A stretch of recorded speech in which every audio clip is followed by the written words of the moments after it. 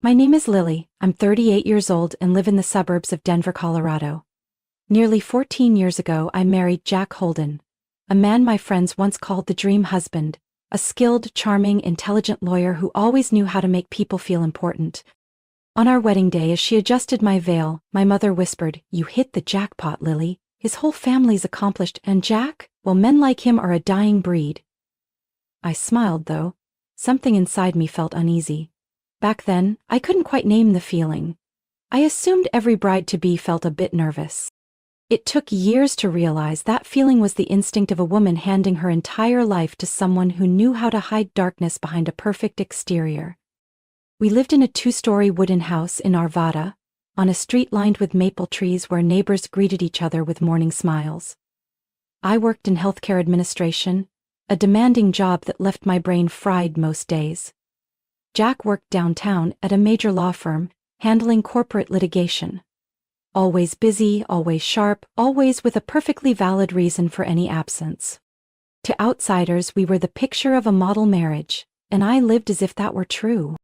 In the early years, I believed in his love. I thought Jack's suggestions about how I dressed, how I communicated, even how I handled work, came from a place of care. "That outfit looks unprofessional. Try the gray dress. It suits a meeting better." Or, "Sally's sweet, but she overcomplicates things. Maybe keep some distance." Each piece of advice was gentle, reasonable, almost protective. But slowly I began second-guessing my own choices. I deleted texts before sending them, rewrote emails 3 times before clicking send. Before every firm event, I'd spend hours in front of the mirror, trying to make sure I fit the image Jack expected. I stopped wearing the lipstick shade I loved. I quit calling my sister because Jack said she was too negative. I dropped my weekend yoga class because Jack felt weird about me going alone. Instead, I made sure the house was spotless before he got home, and forced a smile even after brutal shifts at work. Because if I didn't, I'd hear things like, "You've been home an hour before me and the kitchen still looks like this?" Or, "Didn't you say you'd wear the cream dress today? That dark one makes you look tired."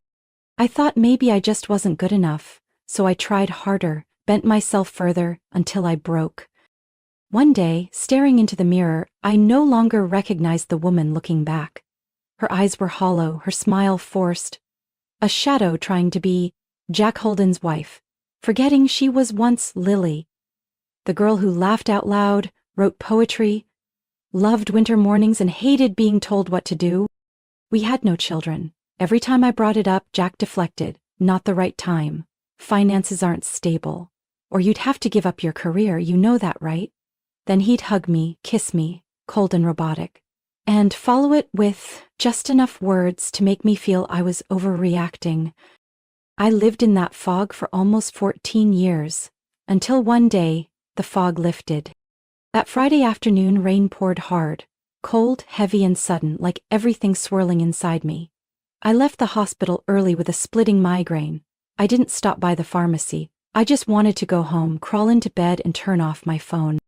I didn't call Jack.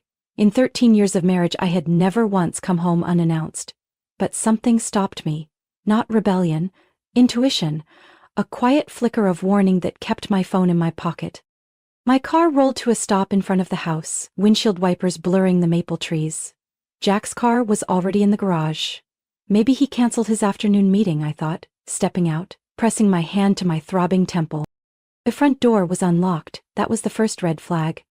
I stepped in. The rain's noise vanished. The house was still. Too still. Not peaceful, but heavy. I left my shoes and damp coat on and headed straight upstairs. I didn't glance at the kitchen. I didn't need to. As I neared the bedroom, I heard it. A woman's laugh. Light, unguarded, and too familiar. Then Jack's voice, low and playful. "You're driving me crazy, Dana." Dana. The name hit like a slap. Dana was Jack's new legal assistant. 8 years younger, blonde, always posting selfies in elevators on Instagram. I'd met her a few times at firm events. Once she'd told me, "You're so lucky to be married to someone like Jack." I stood frozen at the door. It wasn't fully closed. Through the crack, I saw everything.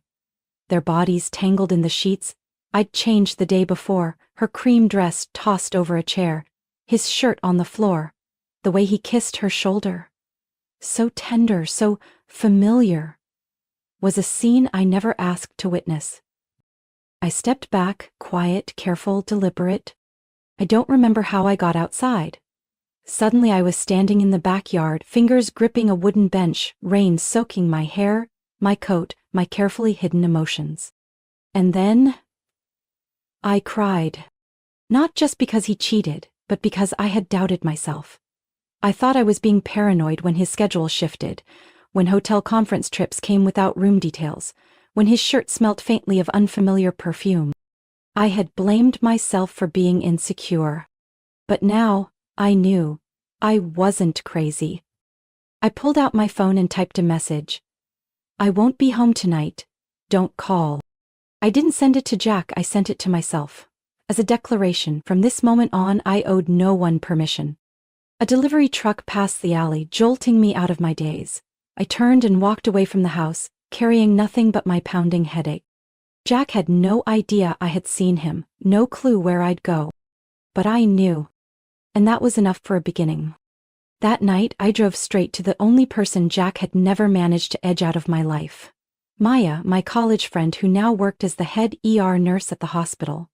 Maya lived alone with her old bulldog Finn in a small apartment in Lakewood. The moment she saw me, before I could say a word, she opened the door wide and said just one thing. Well, it's about time, isn't it? I collapsed onto her couch, soaked from the rain, and stayed silent for 3 whole minutes. Then I nodded. Lily, you can stay as long as you need, and if it helps, Finn will sleep on the floor, Maya said, handing me a cup of hot tea like she'd been expecting me. The next morning I requested 3 days off, citing exhaustion from work, which wasn't a lie. But the real reason was this. I needed time to start untangling myself from the life Jack had wrapped around me layer by layer. Step 1 was finding a lawyer. Maya referred me to Sandra Blake, a divorce attorney specializing in complex property and financial cases. Our first meeting lasted over 2 hours. As I recounted everything, from the subtle control to the affair to the hidden finances, Sandra wasn't shocked. The most important thing right now, she said, is to secure your emotional and financial safety. And Lily? Never underestimate how dangerous it can get when a controlling man realizes he's losing control. Sandra advised me to quietly gather evidence. No confrontation, no dramatic texts. Once you have the full picture in hand, that's when you sit down at the board. That evening, I returned home, quiet as a ghost. Jack was still at the office, according to the shared calendar I once believed was just for scheduling ease.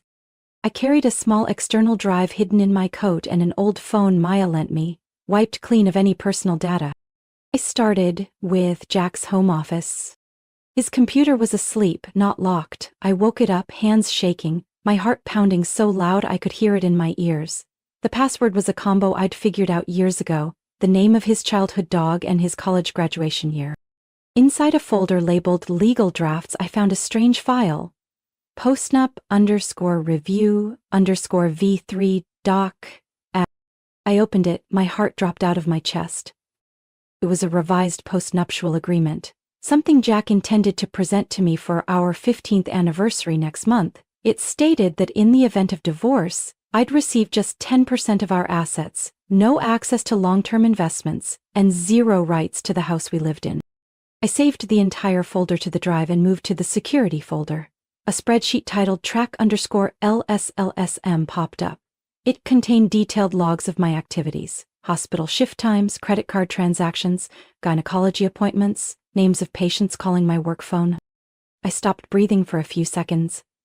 This wasn't just control, this was systematic surveillance.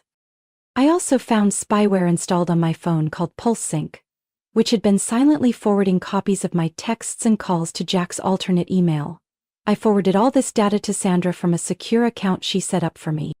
Next, I opened the filing cabinet. In the second drawer, beneath a stack of tax documents, were bank statements I'd never seen before. Several accounts were solely in Jack's name at a different bank. Regular wire transfers went to other places. One of them to D.H. Dana Henderson. I photographed every page. And finally, I took back something that was mine. My late mother's jewelry, which Jack had suggested we keep in the bank for safety, but had actually locked away in his private safe with a new code. After 3 guesses, I hit the right one. Dana's birth date. The safe clicked open. When I left the house, I didn't take any clothes. I took only what Jack never thought I'd be smart enough to find. 3 days later, I woke up at 6 a.m. without an alarm. In my head was a plan laid out step by step like a campaign blueprint. Not to scream or lash out, but to end things with precision. I knew Jack would never admit what he'd done. He'd deny it, twist the truth, play the wounded husband if it was just me.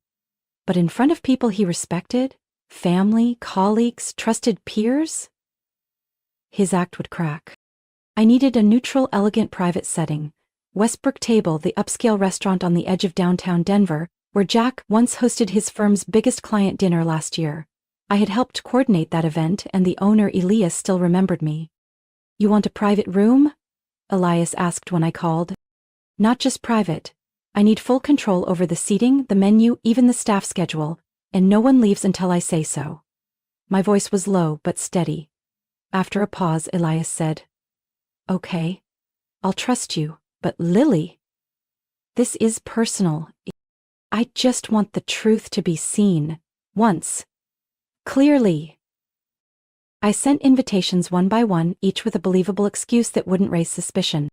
To Jack I texted, "We need to talk. I booked a table at Westbrook this Friday 7 p.m. Come, and bring Dana. I want transparency, no drama." He replied 3 hours later. "Honestly, a dinner with the 3 of us sounds unwise. But if you need closure, I'm willing." To Jack's mother, Helen Holden, I called directly. She'd always been polite, if a bit cold. I still remembered last Thanksgiving when she whispered to me, "I hope you know how to protect Jack's reputation. A good wife knows when to stay silent." So I matched her tone. "I know you admire Dana and are proud of her new position at the law firm.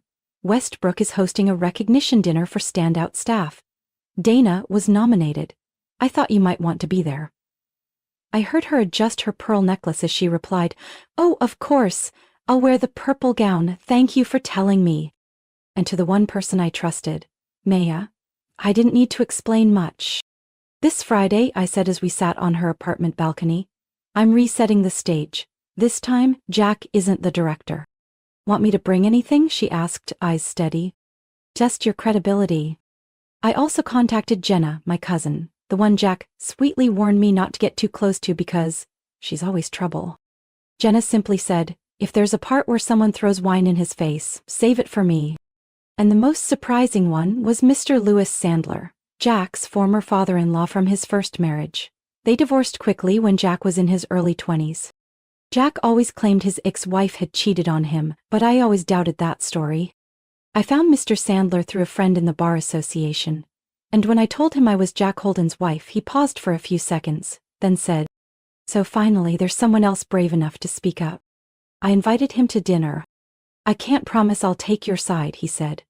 "But I'll be there. Sometimes the truth doesn't need to take sides." I carefully printed every document, hidden bank accounts, the modified postnup, phone tracking history, screenshots of Jack's emails with Dana, and a list of all the times he used fake work excuses to meet her. Each set was sealed in a black folder. I also prepared a short statement. No drama, no sarcasm. Just the truth, spoken in the voice of a woman who once trusted, once loved, and now knows exactly where she stands. Thursday night, I picked my dress. Sapphire blue, the one Jack once told me I should get rid of because it made me look too independent. I wore it. At exactly 7 p.m., the private dining room door at Westbrook Table slowly opened. Jack entered first, charcoal gray suit, tie perfectly in place. Behind him was Dana, in a bright red dress, eyes scanning the room in visible confusion. But when they saw the U-shaped table with more than a dozen familiar and unfamiliar faces, Jack's mother, his sister Maya, Jenna, Mr. Louis Sandler, and even Dana's mother, the confusion quickly turned to caution. "Lily?" Jack said, trying to keep his tone gentle. "What is this?" I stood up from the center seat, resting one hand gently on the stack of black folders. Expensive dinner to tell the truth, and everyone is here so it can't be twisted anymore. I looked over at Elias and gave a nod. He nodded back and closed the large doors. Private, no one in or out. Thank you all for coming, I began. Some of you may think you're here to honor Dana or for some diplomatic reason, but let me clarify. This is a dinner to break the silence I've held for far too long. I opened the first folder, pulling out bank statements and transfer records. Jack, for the past 3 years, you've quietly moved nearly 1/3 of our joint assets into accounts under your name only, using an out-of-state banking network to cover your tracks. You thought I wouldn't notice because I'm not good with money, that's what you said. I looked him straight in the eyes, my voice steady. His mother Helen frowned slightly. Jack, what is she talking about? Jack gave a dry laugh. It's just money management, Mom, business strategy. Is transferring assets without telling your wife a strategy, I cut in? Or were you preparing for a divorce you'd already planned with that new postnup you were going to pressure me to sign on our next anniversary? The room went still. I opened the second folder. I also discovered you've been tracking my phone for the past 2 years. These are logs of my calls, messages, and GPS locations collected through spyware you installed. Every day. Every week. Dana turned pale. You actually did that? Jack stayed silent, his jaw tight. I looked around the table. I lived under such control I began to think I was paranoid. But this wasn't imagination. This was illegal surveillance. I pulled out the third folder and slid it toward Dana. These are printed emails and texts between the two of you. I selected only the parts that directly involved me. Not because I'm weak, but because I want everyone here to see the truth he's been hiding behind his polished image. Dana picked it up, eyes locked on the pages. Her mother, Marianne, turned to her, her voice like ice. Dana Marie Henderson, what kind of life have you been living? Jack jumped up. Enough. This is public humiliation. Lily, you're overreacting. Sit down, Jack, a deep voice rang out from the head of the table. Mr. Louis Sandler. Calm, commanding. Lily's been too generous with you already. Jack turned, as if just realizing he was there. You have no right to be here. I have every right to speak about what I witnessed. He opened his leather briefcase and pulled out a document with an official seal. This is a copy of the divorce file between you and my daughter, Emma. It includes full details of psychological manipulation, financial control, and social isolation that you inflicted on her. Jack's sister Marissa was stunned. You told us Emma left you for someone else. No, Louis said, locking eyes with his daughter. Emma left because you made her feel like a prisoner in her own home. The room froze. Jack could no longer stay calm. He braced against the table, face flushed red. I took a deep breath and placed the final folder in front of him, the divorce terms. You don't need to say a word. What matters now are 3 things: fair division of assets, full removal of the surveillance software, and your signed admission of infidelity to submit with the divorce papers. Jack let out a bitter laugh, but no one joined him. No one here believed him anymore. Or, I continued, everything I have goes straight to the State Bar Ethics Board. A long silence. Then Jack sat down. His mother placed her hand gently on my shoulder, wordless. Dana stood up, eyes filled with tears, and rushed out of the room. Her mother followed in silence. Jack lowered his head, but the look in his eyes hadn't surrendered. I knew that look. It used to make me freeze mid-sentence. But tonight his power had crumbled beneath me. I stared straight at Jack. You thought you'd drag me through a calculated legal war? That I'd walk into court with some second-rate lawyer, trembling and willing to settle? I placed a small business card on the table. The back read, Claire Whitmore. She's my attorney. Claire used to be lead counsel for Malcolm Reinhardt, the man you once said no one in the industry dares to challenge. Well, now she's standing with me. Jack narrowed his eyes. Reinhardt's team? She doesn't take cases under $500,000. I smiled. No, but the hospital can. The table went silent. I continued, remember the liver transplant case last year? The young son of a Southbridge executive? He jumped ahead of 12 other patients even though his medical indicators didn't qualify him. Jack looked up. There was real panic in his eyes now. The hospital opened an investigation. They found that the entire file flow was cleared through Dana and that there were emails from you pushing for expedited approval based on a personal connection with the boy's family.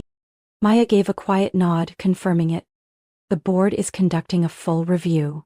And since I provided all the evidence, they've officially agreed to cover my entire legal expenses for the divorce. In exchange, I keep the case confidential until the ethics committee concludes their findings. I stared straight at him. That was my condition, and they agreed.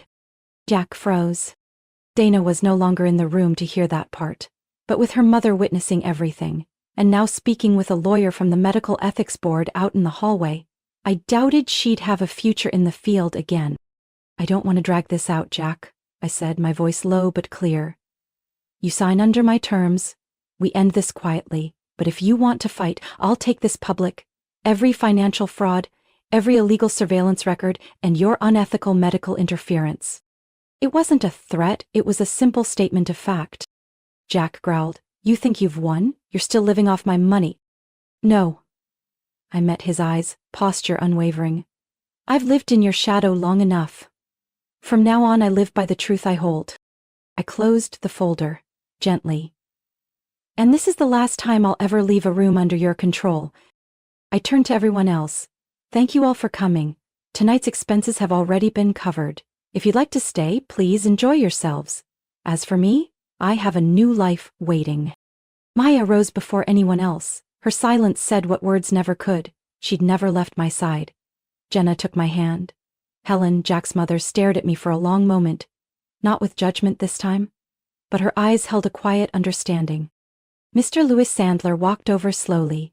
You know, Lily? Emma once wished she could do what you just did. You've done it for more than just yourself. I smiled. I did it for me. But if the truth frees anyone else too, it's worth it. I walked away without looking back at Jack. Tonight wasn't about him anymore. Tonight was about me, and the freedom I had finally reclaimed after 14 years of silence. The door closed behind me, but ahead of me was a wide, cool, open space. The night breeze caught in my hair. And as Maya wrapped her arm around my shoulders, I noticed my shoulders weren't tense anymore. No more fear, no more chains.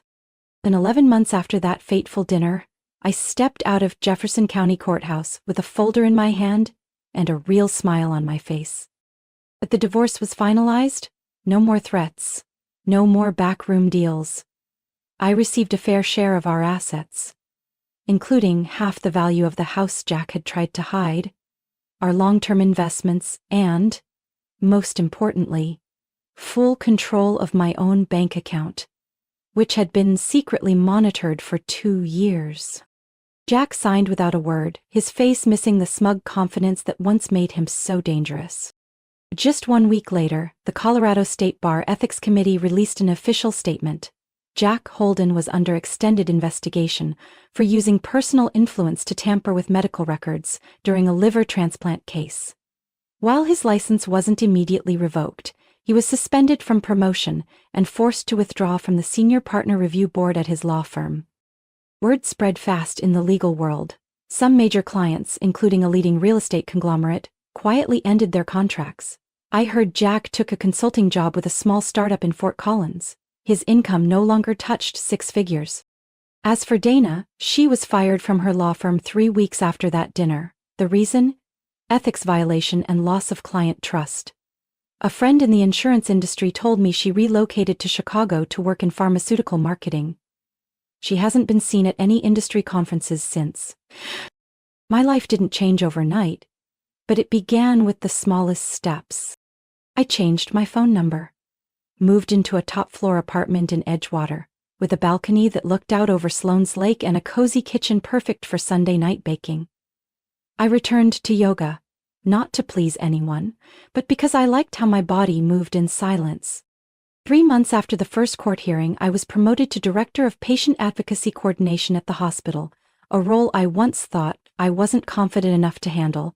Turns out, when no one is holding you back every time you believe in yourself, you go further than you ever imagined. I started having dinners with old friends, the ones Jack used to mock as too loud, too unrealistic, or bad influences. They were still the same, still loud, still real, and this time, I didn't feel like I had to ask permission to keep them close. Maya, the one who opened her door to me that rainy night, is still my best friend. We started a new tradition. The last Saturday night of every month we dine at a restaurant I was once told wasn't appropriate for a lawyer's wife. Then someone new appeared. Not dramatic, not flashy. Daniel, an orthopedic surgeon. Moved from Seattle earlier this year. We met at an internal seminar. When I accidentally spilled coffee on the sign-in sheet, he just smiled and handed me a napkin, saying nothing about the stain on my blouse. We went out a few times, talked more, and one night, when he dropped me off at my gate, I realized I wasn't afraid of someone truly knowing me anymore. I didn't feel the need to hide any of my broken pieces. Maybe I wasn't ready to fall in love again, but for the first time in years, I didn't feel like I needed permission to be happy. Sometimes, I still jolt awake when the phone rings late at night. Occasionally, I dream of being trapped in the kitchen where Jack once asked, "Can't you just try a little harder?" But when I wake up, I know I'm in my own apartment, where no one checks my bills, no one tells me what dress to wear for approval. Freedom wasn't handed to me. I claimed it, with well-timed silence, with truth spoken at the right moment, and with a kind of courage no one else could give me. Lily's story is a powerful reminder that silence isn't always peace.